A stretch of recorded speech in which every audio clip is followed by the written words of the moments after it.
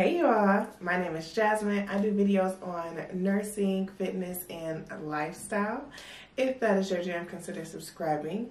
So you must have clicked on this video because you are a nursing student or you are a new grad nurse and you kind of just want to know 5 tips to help with orientation. So I got them for you. I'm about to just hop into it. Tip number 1 is to knowing when a job or environment is not for you. So before I became a NICU nurse, I worked in med-surg ICU for 4 weeks. 4, okay? Because I knew it was not for me. The environment just was not for me. I love the work. I love the critical care work. I love the ability to be able to titrate vasoconstrictors and be able to move them up and down, having like art lines and just being able to just do all the things. I like to have my hands in every little pot. So it was never the work. It was the environment. I knew the environment was not for me. Really 2 weeks in, I kind of let everybody was like, oh, it's okay, it's okay. All nurses are mean girls. You'll get over it. No, do not let anybody tell you or sway you to stay in an environment that you know is not for you. Honestly, you don't want to go through a whole orientation, 12-week orientation, and then leave. Then you wasted 12 weeks where you could have did something different. Basically, know when to move your feet. Part of a good job and long-term and retention is going to be the environment that you're in. Do you get along with your coworkers? Are your coworkers nice? Are they helpful? Because those things are going to be important as a new grad on that floor.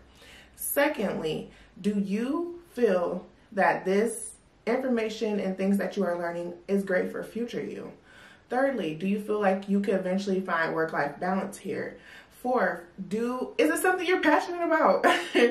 Like, I feel like a lot of the times talking to older nurses, they kind of just struggle bus for a while, like, you know, and I'm soft girl life, okay, soft girl era. So I feel like if it is not something that I'm passionate about, is it something that I'm not completely, you know, engulfed in and want to learn more about, then it's not for me. 2, you will need to build a really good rapport with your preceptor. You and your preceptor need to know that you both can trust each other. Honestly, in the beginning, it's not just your preceptor's patient, it's also your patient. So there has to be a level of trust there, a level of bonding there, where she knows that, or he or she knows that if something is wrong, you'll ask the questions. That they know that they can, you know, leave you to a task and that you'll do it. I feel that it's very important to make sure that you and your preceptor get along very well, because that's going to be a long and dreadful 12 weeks if you don't. 12 weeks was the orientation length at the hospital that I am. Other hospitals may be different, but no matter if it's 2 days, that is a long time to be with somebody for 12-hour shifts that you don't get along with. So I feel like that is a huge thing, is to know that you guys can trust each other, that you can come to that person with questions, that they will answer the questions for you, but even if they don't know, they can find the answers for you. I feel like it's very important to have that trust and that compatibility. 3rd, to have a great orientation, I feel like you need to get involved in a lot of things. So when I first came to the floor that I was on, the first half I did nothing but non-acute. So those are our girl feeders, lots of bottle feeding, lots of like education with parents, things like that. So after the first 6 weeks, I went on to the more acute side where I'm dealing with high flows, CPAPers, different lines.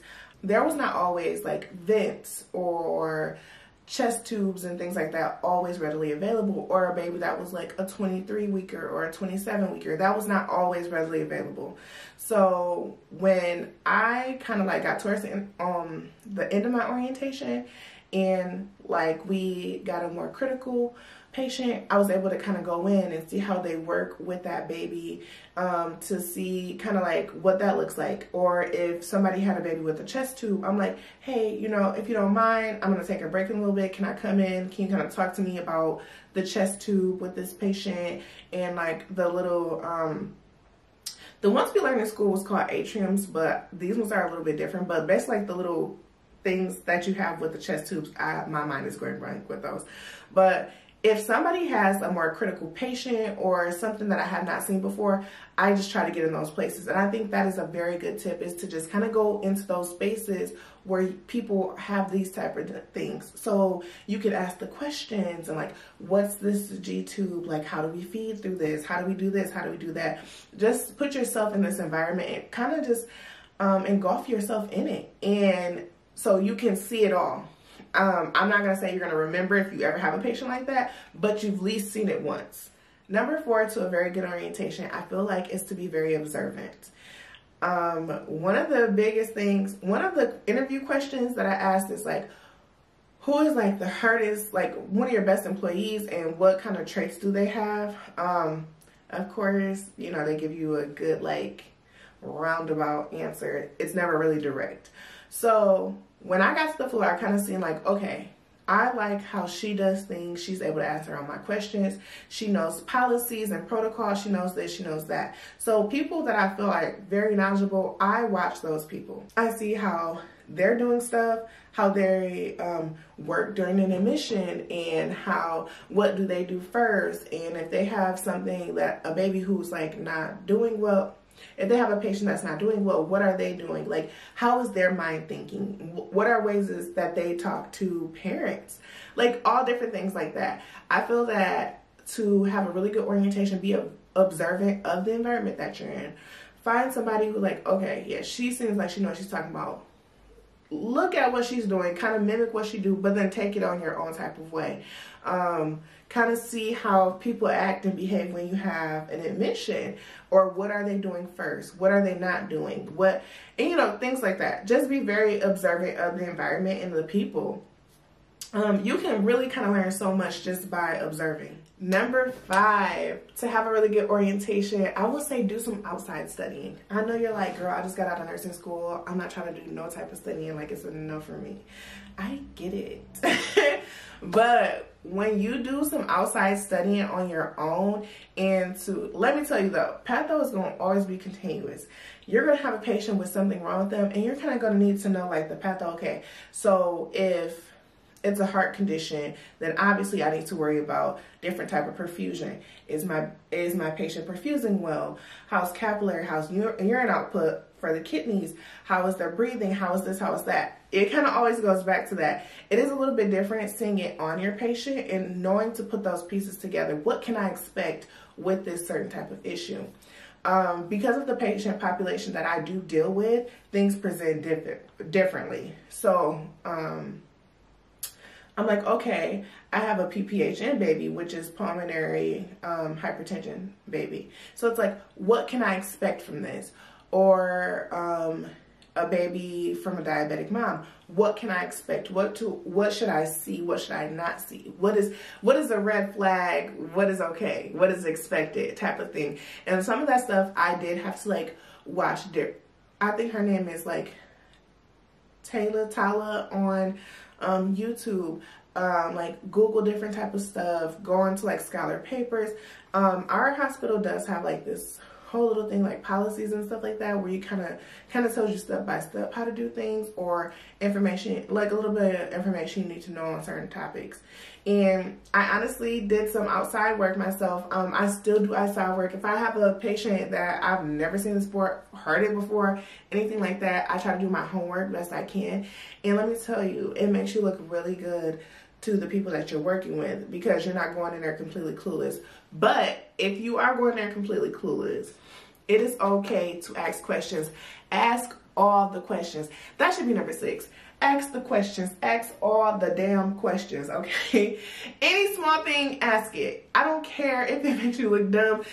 A lot of times I will preface my stuff says, I don't know if this is dumb, and I'll still ask the questions, because there's going to be moments where you can't ask the question and you're like, dang, I wish I would have asked this question to this person or at this time. Ask the questions. Go in there willing to learn. As a new grad, honestly, you are forever and always going to be learning. Honestly, I talked to a couple people at my job who's been there like 20 years, and they're like, I learn something new every day. Or I have a baby that I've never seen this before, and you know, stuff like that. So just be a forever student. Never walk in feeling like you 100% know everything. Ask the questions, be open to learning, just be open to trusting in your preceptor, just all the things. And I promise that you'll have a really good orientation. My orientation was really good, but I definitely followed these 5 tips. I knew when the environment was not for me. The preceptors I did have, I was very comfortable with them. They were comfortable with me. We knew that we could trust each other. Thirdly, I try to be involved in every area. If they had a chest tube and I ain't never seen that, oh, I'm there. Oh, you got a vent baby that's on an oscillator? I'm there. You got a baby that's just on a jet vent? Okay, I'm there. You got a 23 weeker? I'm there. I'm trying to see everything. I'm going to ask all the hard-hitting questions, okay? 4, I'm observing everybody. How are they moving? How are they acting? Is they cool under pressure? How are they so cool? Like, how did you develop this? How did you, take such a crazy situation and they just cool as a cucumber? Like, I'm watching and I'm observing everything, especially time management, okay? Those senior nurses know how to move through and be done. Where I was like, it's almost like the day shift nurses in the hallway doing report, and I'm still trying to hurry up and chart, and they've been done. How are they doing it? How are they handling all these tasks at once? That is the stuff that I was like observing with them. And 5, I'm still doing outside studying to this day. If I'm not sure about something, I look it up, okay? And I feel like that is one of the greatest tips. And number 6, that wasn't supposed to be on here, but it is on here. Ask those questions. I promise. Ask the questions. Be observant. Forever be a student.